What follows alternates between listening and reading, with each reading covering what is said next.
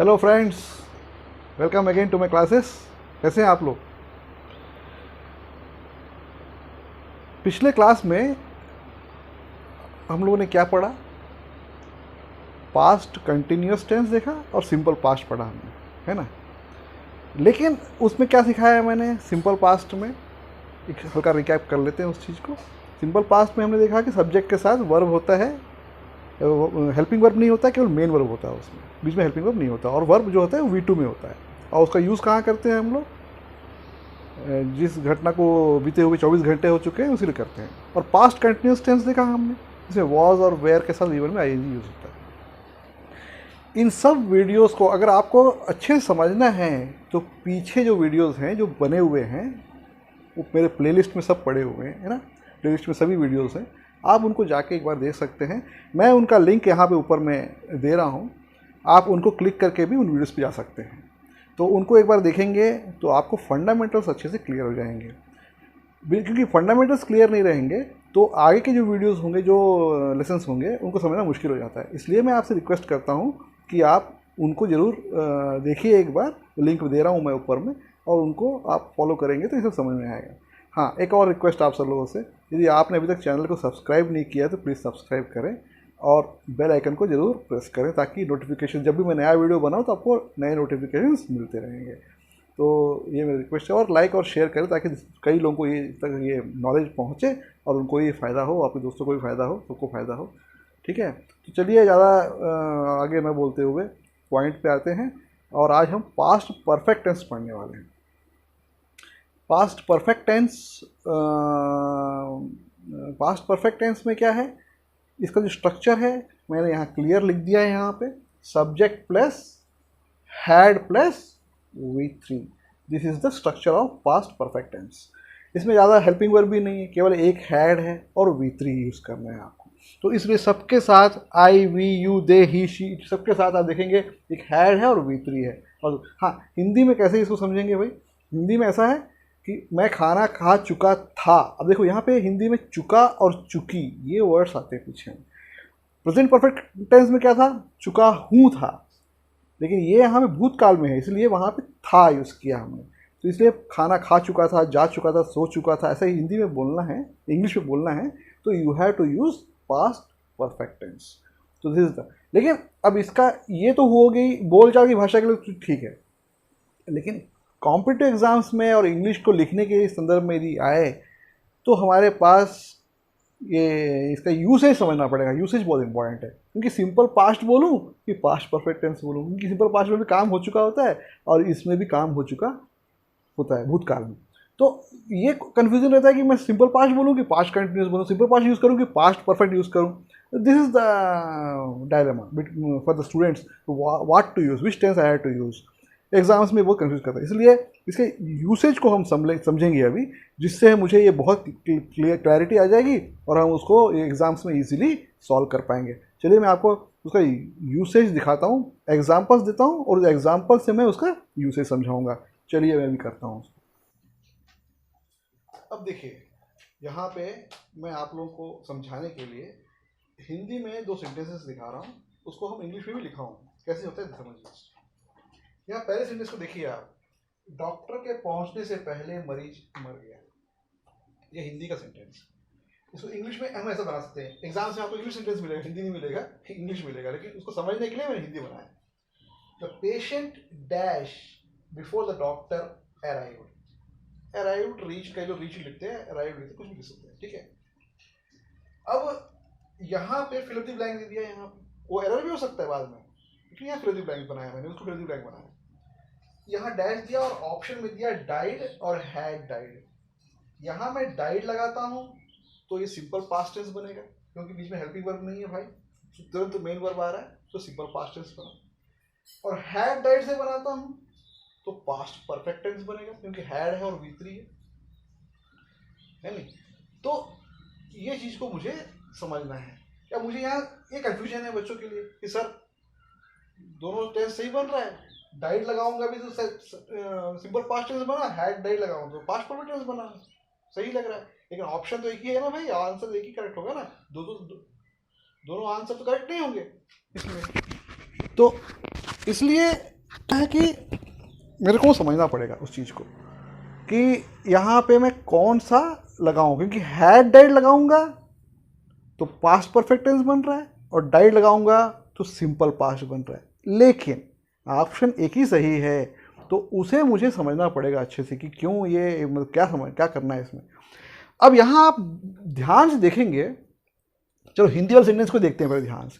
तो हिंदी वाले सेंटेंस देखेंगे तो आप एक चीज़ देखना, यहाँ पे दो घटनाएं हैं, यहाँ पे दो घटनाएं घटी है। कौन कौन सी घटनाएं हैं साहब? एक डॉक्टर का पहुंचना और दूसरा मरीज का मर जाना। एक्सेप्टेड। दो घटनाएं, एक डॉक्टर का पहुंचना और मरीज का मर जाना, तो दो घटनाएं हुई साहब। और दोनों घटनाएं वर्तमान में चल रही है क्या? नहीं, हो चुकी है, दोनों भूतकाल हो चुके हैं। मानते कि नहीं इस बात? तो एक्सेप्ट ये हमको स्वीकार करना पड़ेगा कि दो घटनाएं हैं यहाँ पे और दोनों ही भूतकाल की घटनाएं हैं। तो दो कंडीशन हमारे पास हो गए, एक तो दो घटनाएं होनी चाहिए मेरे पास और दोनों भूतकाल की होनी चाहिए, ये दूसरा कंडीशन है। और तीसरा कंडीशन ये कि उनमें से एक घटना पहले घट चुकी हो और दूसरी घटना तुरंत घटी हो, ये होना चाहिए, एक के बाद एक। ऐसा कहने का मतलब ये, डॉक्टर के पहुंचने से पहले ही मरीज मर गया, जैसे ही मरीज मरा वो डॉक्टर उसी से पहुंचा, मतलब लेकिन मरीज मर चुका था। कई सेंटेंस होते हैं इस प्रकार से, वो पुलिस के पहुंचने से पहले चोर भाग चुके थे, मेरे स्टेशन पहुंचने से पहले गाड़ी छूट चुकी थी, या गाड़ी चली जाने के बाद मैं स्टेशन पहुंचा। तो आप इसमें देखोगे हमेशा दो घटनाएं हमेशा घटती है साइमल्टेनियसली, एक के बाद एक घटती है, साइमल्टेनियसली एक के बाद एक घटती है। एक घटना हो चुकी है तुरंत दूसरा घटना घटती है। तो वैसे ही मरीज मर गया, डॉक्टर पहुंचा, या डॉक्टर के पहुंचने के पहले ही मरीज मर गया, कुछ भी बोलो आप, कैसे भी बोलो, लेकिन एक घटना घटेगी दूसरी। तो हमको ऐसा होना चाहिए कि दो घटनाएं होनी चाहिए, दोनों भूतकाल की घटनाएं होनी चाहिए, और तीसरा बहुत ही इंपॉर्टेंट कंडीशन वो ये है कि एक के बाद एक घटना घटनी चाहिए। मैं यहाँ पे उसका ब्यौरा भी लिख दूंगा, ये बोर्ड को जो मैं रब करूँगा फिर लिख दूंगा, ब्यौरा लिख दूंगा क्या क्या कंडीशंस होनी चाहिए। अगर ऐसी स्थिति उत्पन्न होती है, ऐसे सेंटेंसेस मिलते हैं, तो आपको ये समझ लेना बहुत ज़रूरी है कि जो घटना पहले घटी वो हमेशा पास्ट परफेक्ट में होना चाहिए और दूसरी घटना को सिंपल पास्ट में रखना होगा। अब इस सेंटेंस में कौन सी घटना पहले घटी भाई बताओ? मरीज मरा कि डॉक्टर पहले पहुंचा? अगर डॉक्टर पहले पहुंचता तो सकता है मरीज बच जाता, लेकिन ऐसा नहीं हुआ, मरीज मर गया उसके बाद डॉक्टर पहुंचा। तो पहली घटना कौन सी थी? मरीज का मरना। तो जो घटना पहले घटी उसको किस में रखना है? पास्ट परफेक्ट में रखना है। इस वजह से यहाँ पे हैड डाइड ये है सही आंसर, हैड डाइड। यहाँ डाइड लिखूंगा तो ये गलत हो जाएगा। और दूसरा सेंटेंस जो है वो सिंपल पास्ट में होना चाहिए। देख लो, डॉक्टर के बाद कोई हेल्पिंग वर्ब नहीं है और सीधा अराइव्ड लिखा है यहाँ, ये सिंपल पास्ट में, क्योंकि बीच में हेल्पिंग वर्ब नहीं है और ये तुरंत वर्ब आ गया V2। तो ये चीज़ को बहुत अच्छे समझना है कि दो घटनाएं होनी चाहिए, दोनों घटनाएं भूतकाल की होनी चाहिए। कैसे मालूम चलेगा भूतकाल की? वर्ब देख के, क्योंकि वर्ब पास्ट टेंस में होगा। अब वर्ब पास्ट टेंस में कैसे पता करोगे कि वर्ब पास्ट टेंस में है भी या नहीं? भाई जो वर्ब के पीछे D, ED, T, N, EN ऐसे शब्द लिखे होते हैं वो हमेशा पास्ट टेंस का वर्ब होता है। ये बहुत बारीक बारीक चीज़ें हैं, ये कोई नहीं समझाता किसी क्लास में, तो इसको दिमाग में बिठाओ भाई। और वही कोई लोग बोलते हैं कि सर ये वर्ब V3 है कि V2 है, ये भी समझ में। अरे एक तो पहले समझ लो कि पास्ट टेंस का वर्ब कौन सा है, जिसमें पीछे में डी लगा होगा, टी लगा होगा, ईडी लगा होगा, एन लगा होगा, ईएन लगा होगा। This are all verbs of past tense. अब सेकेंड फॉर्म है कि थर्ड फॉर्म, ये कौन बताएगा भाई? अगर बीच में हेल्पिंग वर्ब नहीं है और डायरेक्ट पास्ट टेंस का वर्ब लग गया है, डी ईडी वाला लग गया है, तो V2 है। और यदि बीच में हेल्पिंग वर्ब लगा है, जैसे हैड लगा है, तो वो थर्ड फॉर्म है, V3 है।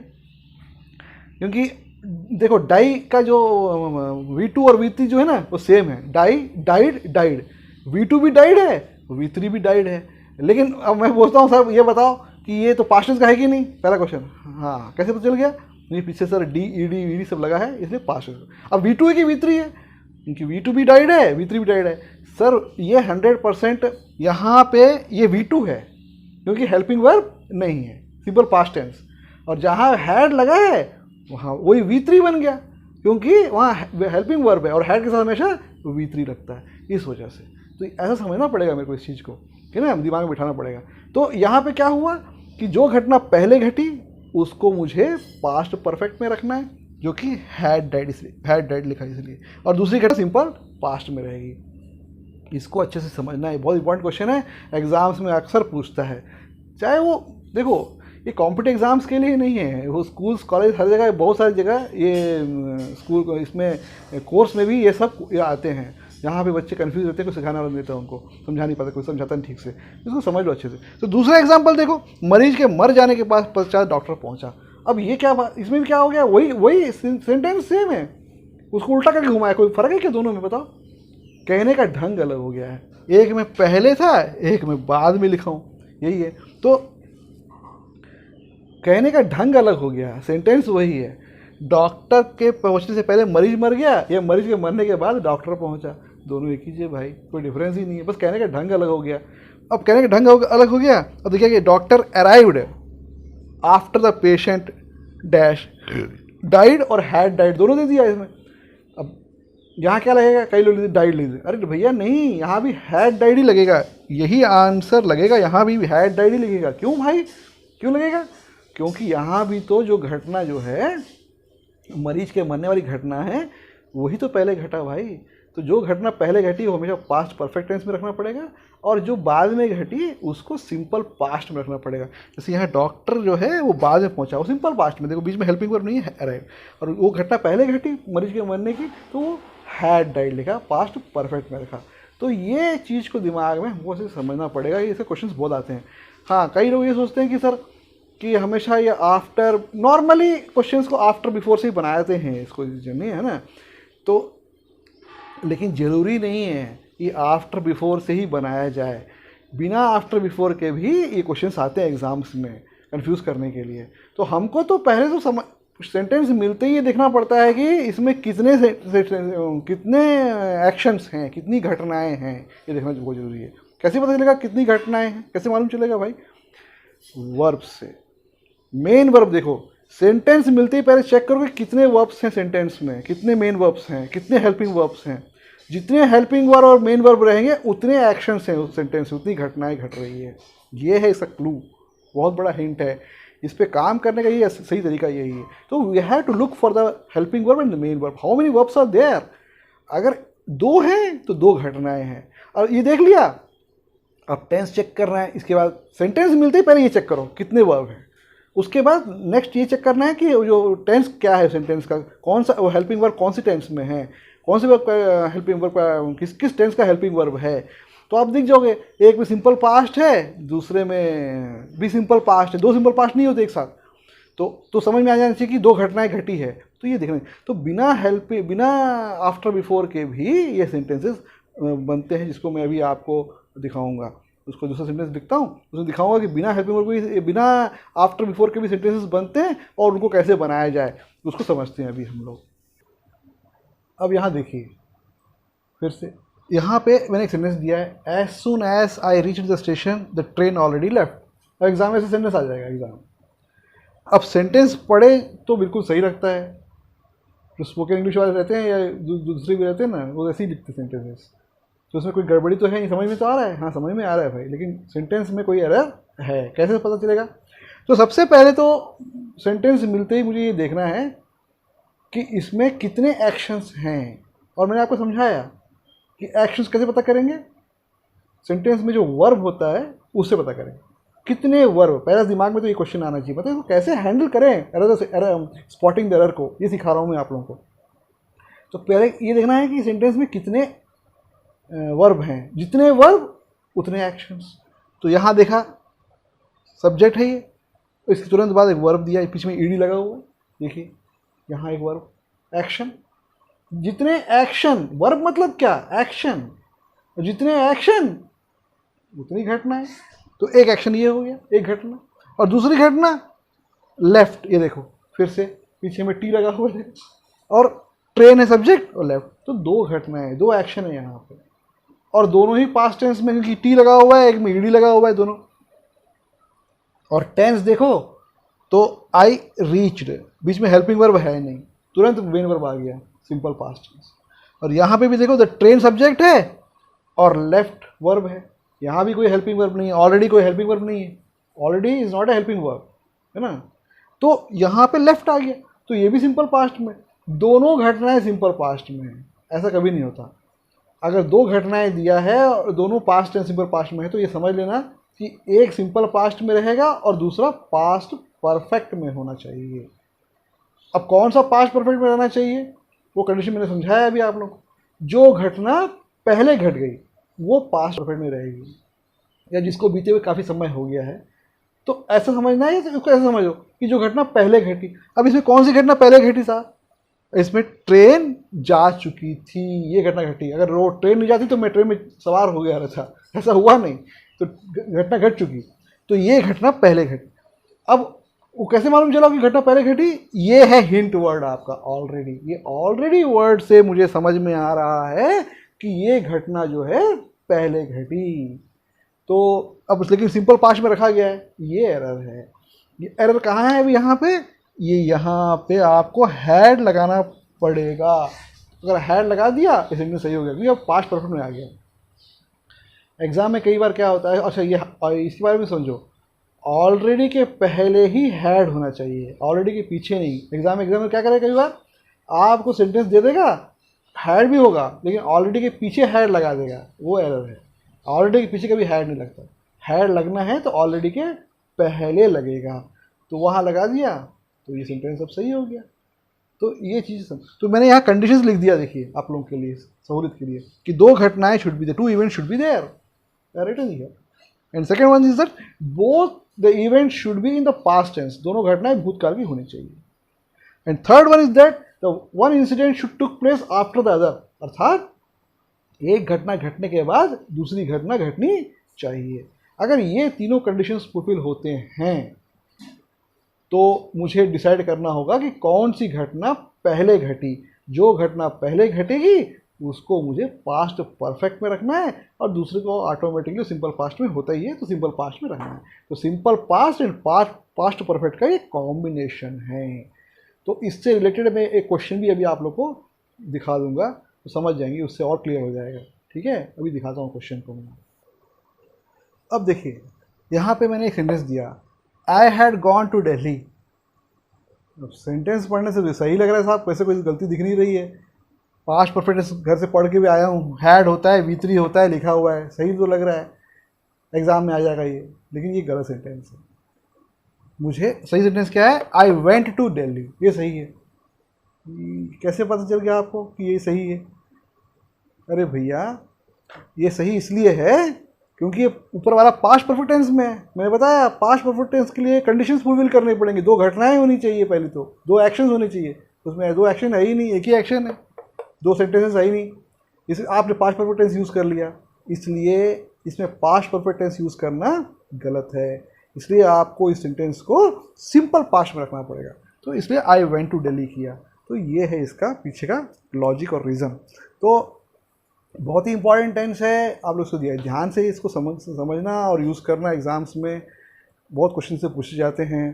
ठीक है, तो इस वीडियो को मैं यहीं पे एंड करता हूँ, क्योंकि अगले क्लास में हम फिर पास्ट परफेक्ट कंटिन्यूअस टेंस पढ़ाऊँगा। वो सिंपल सा टेंस है, बहुत ज़्यादा क्वेश्चन नहीं आते उसमें से, वही सिंस और फॉर के क्वेश्चन आते हैं। लेकिन जो भी आपने सीखा उसको पीछे रिवाइज करते रहिए, रिवाइज करते चलिए। जो पुराने जो वीडियो सभी हैं प्लेलिस्ट में हैं, प्लेलिस्ट में जाके देख सकते हैं आप लोग। फिर भी उनका लिंक मैं यहाँ दे रहा हूँ, ऊपर में दे रहा हूँ, उनसे भी क्लिक करके आप देख सकते हो उन वीडियोज़ को। तो रिवाइज करते रहिए, तब तक अगले वीडियो तक इंतज़ार कीजिए। Wish you all the best, खुश रहिए और खूब पढ़िए। ठीक है, थैंक यू, फिर मिलेंगे अगले वीडियो में। चलिए।